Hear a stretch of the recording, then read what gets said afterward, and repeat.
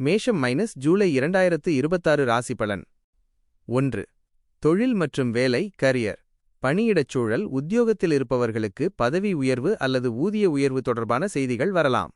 மேலதிகாரிகளுடன் இருந்த கசப்புணர்வுகள் நீங்கும். வியாபாரம். சொந்த தொழில் செய்பவர்களுக்கு புதிய வாடிக்கையாளர்கள் கிடைப்பார்கள். கூட்டாளிகளுடன் இருந்த கருத்து வேறுபாடுகள் மறைந்து தொழில் விரிவாக்கம் செய்ய இது சரியான தருணம். பணி மாற்றம். புதிய வேலை தேடுபவர்களுக்கு இந்த மாதம் தகுதிக்கேற்ற நல்ல வேலை அமையும். 2. பொருளாதாரம் ஃபைனான்ஸ். நிதிநிலை. வருமானம் திருப்திகரமாக இருக்கும். குருவின் 4ஆம் இடத்து அமர்வு மற்றும் 11 இல் இருக்கும் ராகுவின் தாக்கம் உங்களுக்கு தாராளமான பணப்புழக்கத்தை தரும்.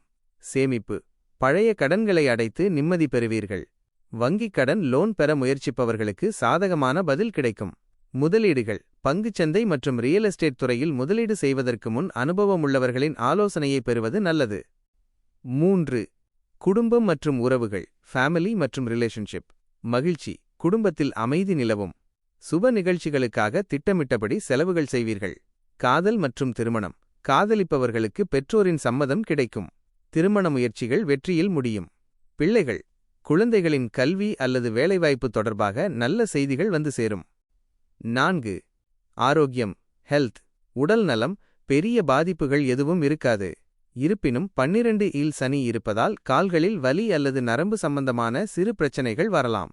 மனநலம். ஆன்மீக பயணங்கள் மேற்கொள்வதன் மூலம் மன அழுத்தம் குறைந்து புத்துணர்ச்சி பெறுவீர்கள். முக்கிய குறிப்புகள். அதிர்ஷ்ட தேதிகள் ஜூலை 7, 8, 17, 18, 25, 26.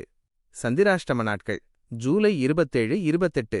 இந்த நாட்களில் கோபத்தை குறைத்து அமைதியாக இருப்பது நல்லது. அதிர்ஷ்ட எண் 1, 3, 9. அதிர்ஷ்ட நிறம் பொன்னிறம் கோல்டன் எல்லோ சிவப்பு. பரிகாரம்.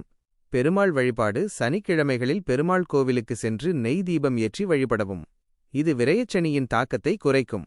பிரதோஷ வழிபாடு. சிவபெருமான் கோவிலில் பிரதோஷத்தன்று கலந்து கொள்வது மன அமைதியையும் காரிய சித்தியையும் தரும்.